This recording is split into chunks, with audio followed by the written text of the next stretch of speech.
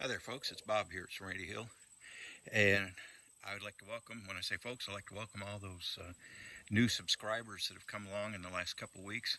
I appreciate you hitting that like and subscribe button, and anybody else who's watching who hasn't, please do. I could use all the help I can get, and I sincerely appreciate it. So I'm going to have pledged myself to becoming more regular at putting on videos. A lot of what I'm doing is pretty repetitive, mundane stuff, mix mortar, throw it on, put logs on, things like that. But every once in a while I get something that's kind of exciting. Now, in the past week, it's been really rainy. I haven't done a whole lot out here, but I've done some cleanup stuff, and I'll show you part of the reason why I haven't done much stuff in a few minutes. But first of all, I know it doesn't look like anything. See that bare spot? Doesn't look like anything at all. Well, that bare spot, and you can see kind of some of the discoloration there, that bare spot for quite some time had a stack of cedar logs on it. It was about 20 foot in diameter, and at the peak it was about 5 foot tall. Now, I'm 6'1", so it was a good 5 foot tall.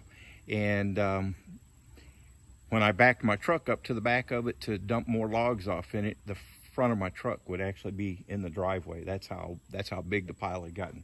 Well, there's nothing there now, because all of that is now split. The stuff that split was there. It's either split in, boy, get some echo off my satellite dish.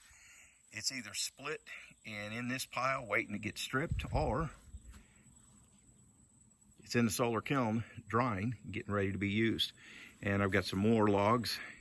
You can see in the doorway there. Boy, pointing backwards. You know, that pointing backwards stuff is kind of difficult.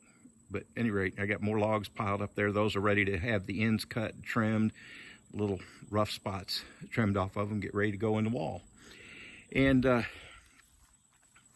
thought I'd show you, in the interest of transparency, part of the reason why I haven't done much heavy work. I did split some logs last week, and I finished up splitting logs this week. And pardon me, I'm looking down as I'm walking. Let's walk up into the house here, up the stairs, open the door. It's kind of silly, I know. There's a door. There's no logs in the wall, but I got my door frame up and my door in, because I figured the door is safer in a door frame than it is leaning against the inner walls here. Well, at any rate, what I was doing last week was something really, well, I got stupid. And, we sometimes take shortcuts. I had one piece of wood that I need to cut at a 45-degree angle. And I came up here to my compound bevel miter saw, 12-inch. More power. This thing's great. I've used it for cutting 2x12s. I've used it for cutting 4x4s, 6x6s. Even done a couple 8x8s on it, and it handles them really well. This is what I use to trim the ends off the logs. I showed that in a previous video. Well, at any rate, I had a piece I need to cut at 45 degrees. One piece, just one piece. And I thought, I didn't want to go and adjust everything, because I got everything set up for trimming logs. Just one piece. And it was just a small piece. I don't even know where it is anymore. It's flown off in here. Oh, I was just going to cut a 45-degree angle in the end of it. So I thought, well, it's all right. I'll put it down here, and I'll just hold it. And I drew my line, and I'll cut it. Well, when I did that, the blade caught it. And next thing I knew, my hand hurt like crazy, because when the blade caught that wood, it pulled it forward, and my hand had hold of it, and it slammed the end of my finger into the fence right here on the saw. It slammed it into that. That doesn't move, folks. That's part of the saw. And it split my finger open. And it hurt. It hurt real bad. It bled some, not a whole lot. But that really put me out of commission for a while, and it could have been a lot worse. Now, Deb, she was out there pressure washing logs to get the bark off. So she had no idea it happened. And I wrapped it up and sat there holding my hand up, trying to let the pain go away and thanking God that I hadn't cut the end of my finger off. But I could tell it was ugly and it was swollen. I mean, it swelled immediately, so I tried to get the swelling down. But it was swollen too much to even stitch it up. So it's going to be an ugly scar, but so far no infection. I wash it real good a couple times a day. I put, when I'm out here working, I put antibiotic and a couple Band-Aids on it. And so far so good. Full movement. No issue with that. I can grip. I just use this hand helping me out splitting logs and toting logs, and no issue, no pain, nothing like that. Full feeling. But I was very, very lucky. So, you know, it's real tempting when we get I just got one piece. It's just going to be one thing, to not wear the safety glasses. I was wearing those. Or to take a shortcut, not secure things properly. I mean, my saw has a clamp on it. You see this? It has a clamp. It takes just a few seconds to take that off and move it over. See that? Move that over to the other side. And then guess what? I'm not going to hurt myself because I got a clamp. You see how long that took? But I didn't do that. It takes about this long to move that saw to 45 degrees and then move it back to 0 and lock it in. It takes that long. And instead, I've been pretty much out of commission for a week, and I figured this is going to take.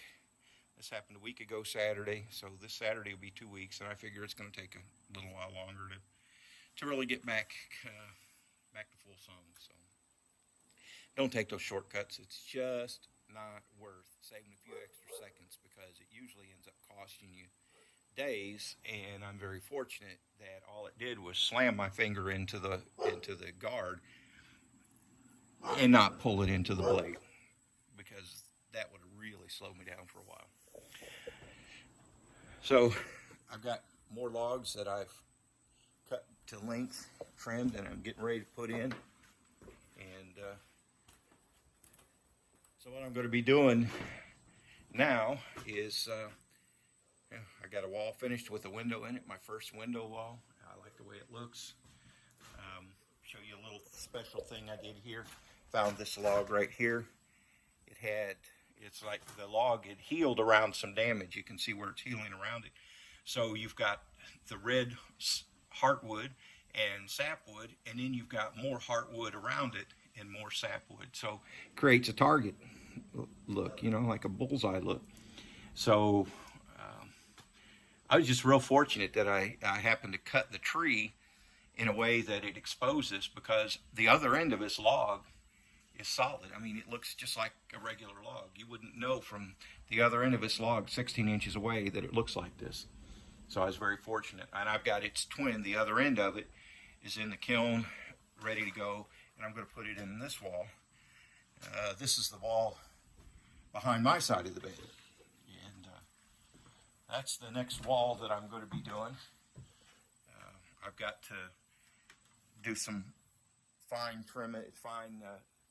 adjustment on my window box, make sure that it's plumb and level and squared and everything like that. And then I'll take some of this rough cut pine, I'll cut me some keys and put top and bottom and then on the column down here I'll put another key, the timber, I'll put another key. And the purpose for that is that the mortar forms kind of the mortar envelops it, and it helps to lock it in so that you can't get lateral shifting of your wall. And it just also helps make it more airtight, because that mortar is sealing around something, so it makes it hard for air to penetrate around it.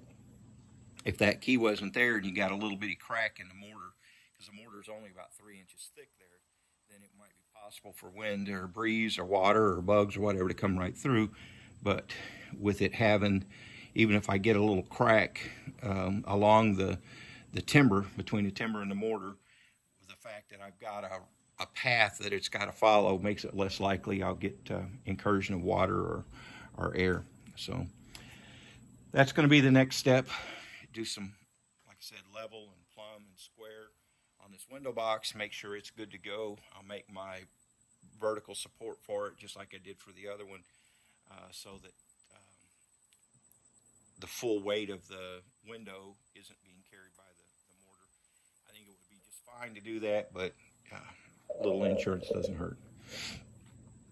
So that's what I'll be doing next. I get that wall done, and then I've got this wall and the next wall. This wall behind me, that's these two walls are bedroom walls, and so our bedroom will be fully closed in on the outside. And then I'll start the other end of the house. By the time I get these 3 walls done, I will be over 1/3 of the way done. So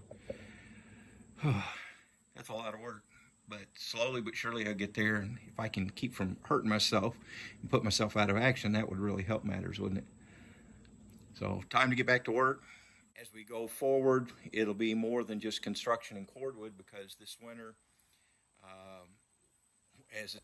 when the temperature gets down to where it's going to be below 30 degrees, below freezing for several days,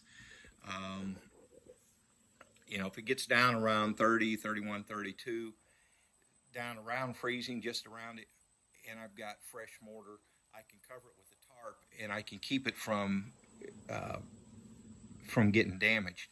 But this mortar takes several days to set up, and while it's setting up, there's still moisture in it. If I get 2 or 3 days of freezing temperatures, much below 30, then they say that it will tend to flake and spall off, and I really don't want that to happen. So I'll have to be really keeping an eye on the weather, and as the temperatures get lower, I get down around freezing, I won't be able to do that. So one of the things that I'll be doing during that time is I've got an area on the back side of the house here. Let me walk to the front where I don't have a wall there, and I can show you. And what I'm going to be doing there, okay, I'll let you look out the window. Ooh, get the flare from the sun. Let this thing auto adjust to it. But what you can see out there, that area's got good sun in it. In the summertime, it's got even more sun. And that area, I've got some more trees I've got to cut out. I've got a dead tree, and I got one leaning against it that I've got to deal with, and a couple dead trees, and just some brush and the like that I'm going to be clearing out of there in the wintertime. And that'll be the start of our garden area. I will expand that going forward. But this winter, I'll be cutting those trees out. I've got a bunch of, I got about two falls worth of leaves that we've raked up and put in a compost heap, and some other stuff we've put in there. And that's all getting ready. And I'll get that laid down. And with I've got a pile of brush there. Can't really see it. I guess I need to go outside. But there's a pile of brush there. I'm going to be using that to start some hugelkultur beds. And that's going to be the start of our garden. So I'll be working on that this winter when it's too cold. Oops, excuse me. I'll be working on that this winter when it's too cold to work on things outside. And also clearing up some other brush and things like that around the area. I'll use the cold weather, because putting the fence up in the hot weather really, really is not much fun. And the goal is, by the time we have the house to where we can move into it, I need to fence some more area for the dogs. Now, they're big dogs, and some people let their dogs roam. I don't let my dogs roam. They're my dogs. They're not the neighborhood's dogs. And if I have a fence, then I can also keep other people's dogs out. then I don't have to worry about my dogs getting out and get hit by a car. That always makes me sad when I see someone's pet laying there dead beside the road, because I know there's probably some kid somewhere at home that's bawling their eyes out, like I did when I was 6 years old when my dog got out and got hit. And I just makes me sad to see that. So, at any rate, I'm going to extend the fence around the house and around the side behind the garden, around front, and I figure that'll be a good cold weather job, because I've put fence up in the summertime, and I'm here to tell you that's not a whole lot of fun. I'd rather be doing it when I have to have a jacket and hat and gloves on than when I'm sweating to death. So that's another winter project, is fence work. That way, by the time we get the house ready to move in, I've got a short section of fence I can take down between where the RV is and where the house is, and we'll be ready to go. So lots in the works. Speaking of work, I think I will get off here and get to work on getting that wall ready to go, getting my window box squared and ready to go.